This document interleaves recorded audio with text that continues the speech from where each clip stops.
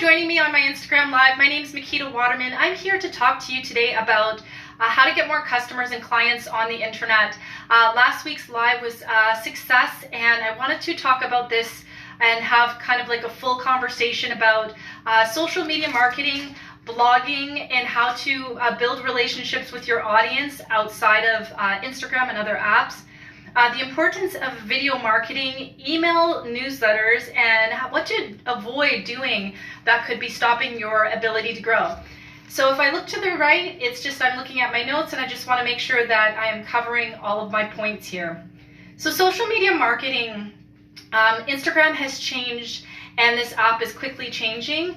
Some of the things that I notice are captions and messaging sometimes can be confusing because we're not directly speaking to our audience, and speaking directly to them meaning announcing who the message is for.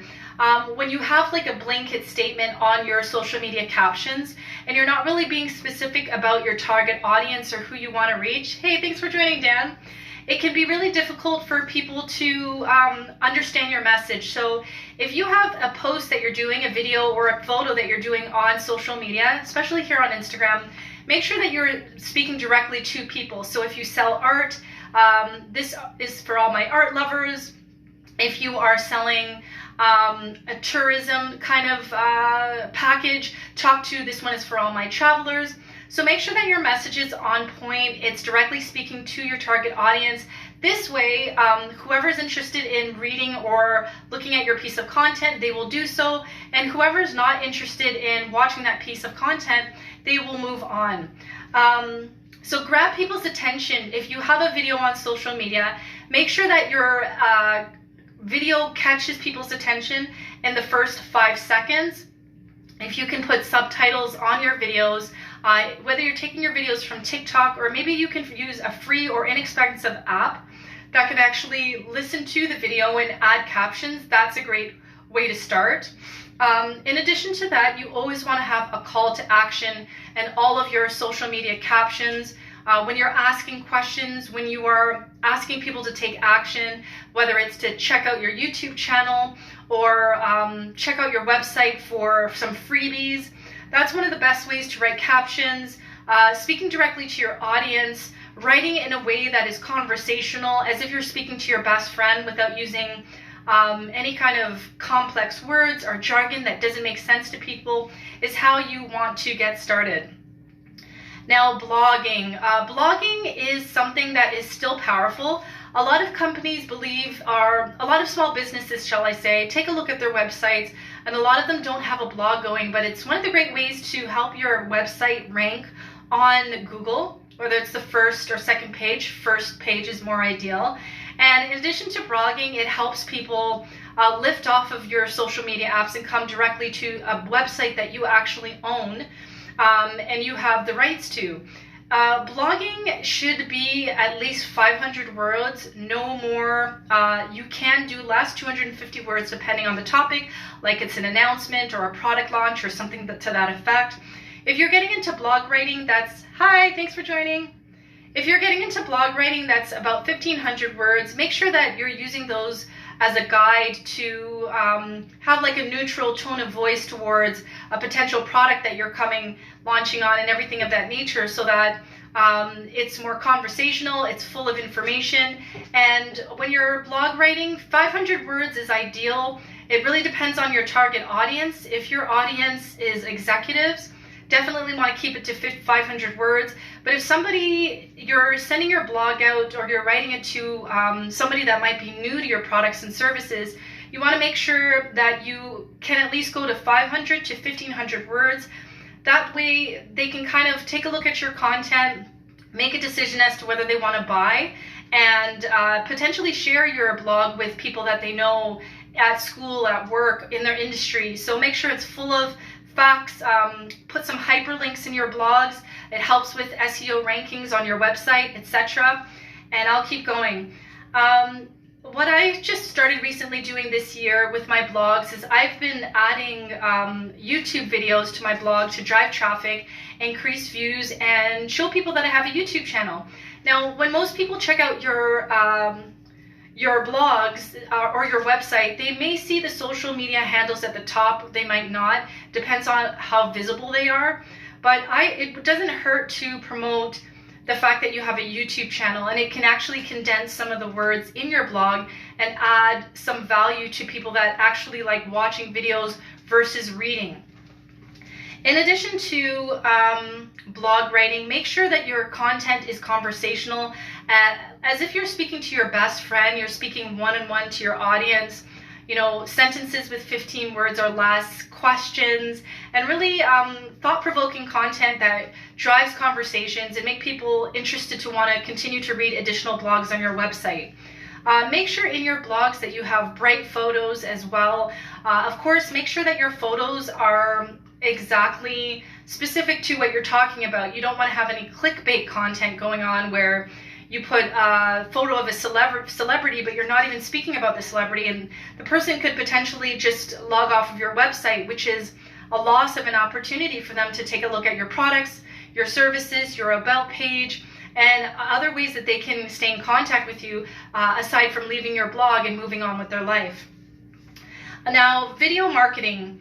When you're doing your videos, you want to let people know what the topic is within the first 5 seconds. And you want to do that also, again, by adding subtitles or some kind of text on your videos for the hearing impaired. Not too long ago, actually this summer, there was a person that wasn't necessarily following me on LinkedIn, but they were within my connections, and somebody liked the video that I'd put up, and the person left a comment saying, you know, it would be nice to see subtitles on your videos because I couldn't really understand what you were talking about. And so moving forward, I do my best, at least on my TikTok videos, the ones I share on Instagram Reels, to actually share text so that hearing impaired can actually keep along with the videos. Make sure that you are adding the pain points. So you have to really fully know your audience to understand what to share. Pain points meaning in your video, you want to start off with a question, or you want to start off with the subject or the title of the video, and then start getting into the issues that your target audience has. Once you get into the issues, you then want to add some kind of an education, an entertainment, or an inspirational message before you end your video. This way, it builds a deeper connection with your audience, and it helps you to really drive a call to action, whether it's to make them think, laugh, smile, check out your website, join you on other apps, etc. So definitely keep that in mind for video marketing. You want to get their pain points in that video. Make your videos short and concise. On Instagram TV, I recommend no more than 1 to 3 minutes.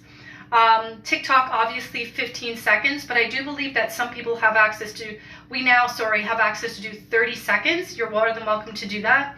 In addition to that, LinkedIn, I'd say about 1 minute to 5 minutes. Now, if you have the LinkedIn Live feature and you can upload that, of course, if you're on there for an hour, make sure you add that there so people can watch the replay if you invited them and they can attend. For YouTube, I was always told best form of practice with video length is about, I believe, 5 minutes, 5 minutes minimum and up. And TikTok, obviously, we have the 15-second feature, but I do believe on TikTok they are testing out, hi, thanks for joining. I do believe on TikTok they are testing out a 3-minute feature with some of the TikTok influencers. So if you're on TikTok, get ready for that. If that feature is successful with some of the big influencers, we might be able to start streaming 3-minute videos on TikTok, so get ready for that. Now we'll get down to email marketing or newsletter marketing. I really like the idea of email marketing, and I know a lot of people say that it's dead. I don't believe that. It's not the way it was in the 90s when we would open all of our emails, but it's still a good way to build relationships with your audience outside of social media. Now, yes, we are in phase 2 quarantine, and a lot of us are spending more time on Instagram and other apps, but once your potential customers and followers get off of Instagram, how else are you going to keep them on the top of their mind? And one of the best ways to do that is to have a reoccurring email that goes out, I'd say once a week or once every 2 weeks. It could be a link to your blog.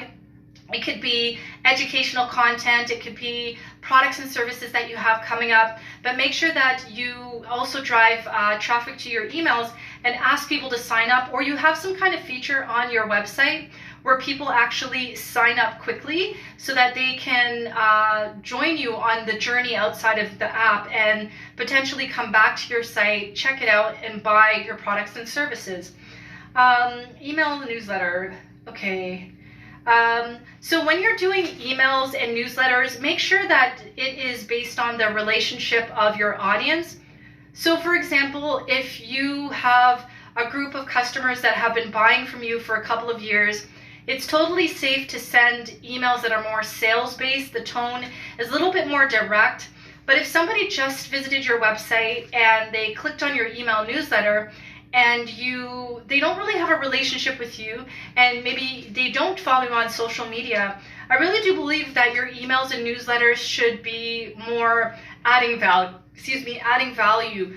things that they can do at home, educational content that makes them think, again, laugh, smile, or take action, or gives them some kind of hope that they can accomplish something, so that when they are ready to purchase from you, they will, because they've been reading your educational content that has been uplifting them or making them realize that they have a problem that you can potentially fix.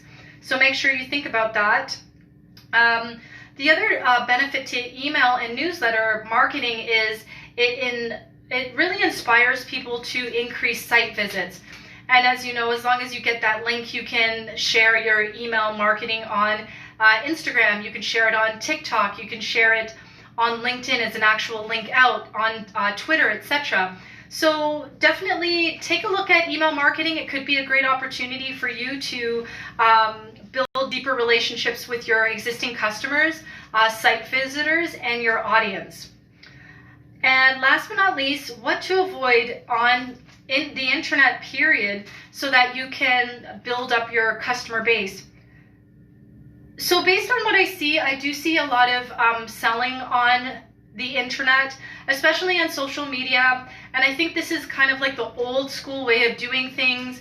But even back in the day when we watched a lot of television commercials, it was normal for us to kind of see repetitive content from companies and brands that didn't necessarily say buy now unless it was an infomercial.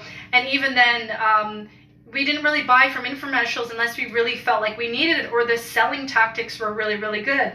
So try to avoid selling in all your posts. Make your experience, whether it's a blog, video marketing, social media, email, and newsletters, as conversational as possible, as if you're speaking to your best friend. Not socializing is another big thing that I see. I do see some people, and they might not be fully aware, where they're sharing content, but they're not actually socializing with people. They're ignoring their comments, they're ignoring their DMs, they're expecting people to come from them. And unfortunately, apps like Instagram, it doesn't really work that way. So whatever it is that you're doing, there is the word social and social media. Try to spark conversations with your followers every day. Try to go live every week. Try to even spark conversations with people outside of your following to continue to build your brand. And it's also great customer or follower insights as well. I mean, apps like Instagram, it can only show us so much insights, like when people are online, where people are located, but it doesn't really tell us how people think. So the more that you socialize with people on social media or any form of online communication or platform, it can really help you understand the mindset of your audience, and you can then even update your online courses, your products and services, so that you can create more of a better customer experience. The last thing that I want to say about avoiding on the internet or on social media is really abandoning your account when the things get tough. I must say that during phase 1 quarantine, I noticed that about 25 to 35% of my followers stopped using Instagram. And I'm not sure why they did that, but it's definitely not good from a, reputation standpoint. People really want to know that you're committed to your online experience and communication. And it's hard to do that if you open an Instagram account and then you abandon it and then come back and forth and in and out. That's not the customer experience that people want to really experience when they follow you. And the downside to kind of ghosting your accounts is people will start unfollowing you with time. It is a proven fact that with Instagram, if you have a certain number of followers and a good percentage of those followers are not communicating with your content, there's always a high chance that you'll have a bad health score on your Instagram account, and as a result your engagement can go down. So I hope this Instagram Live presentation was good. Just to touch base on some of the points that I shared here: social media tips for attracting new clients and customers, blog writing tips for building relationships with your audience outside of Instagram and other apps, video marketing and how to express yourself in a way that attracts attention and builds stronger relationships with your audience, email newsletter marketing, again, and it's based on the relationship you have with your customers, the relationship that you have with that person that just signed up. You want to be educational. You want to share updates about your company. You don't want to make it all about your products and services, but even do it yourself, DIY things that people can do at home or in their personal life, so that you can position yourself as an expert in your field. And some of the things I'll recap here to avoid doing on the internet is making your content more about you selling more products than it is about serving your audience, not socializing with your audience, and abandoning your accounts can ruin your Instagram health score, for example, and it also decreases engagement and people corresponding with you on social media. So I hope this presentation helps. I will make sure to share a clip of this on my IGTV later on this evening, and the rest of this video will be on my YouTube channel tonight as well. If you're new to my page, click the follow button, and if you have any questions, comments, or feedback about anything I share here, feel free to let me know. Have a good day. Bye.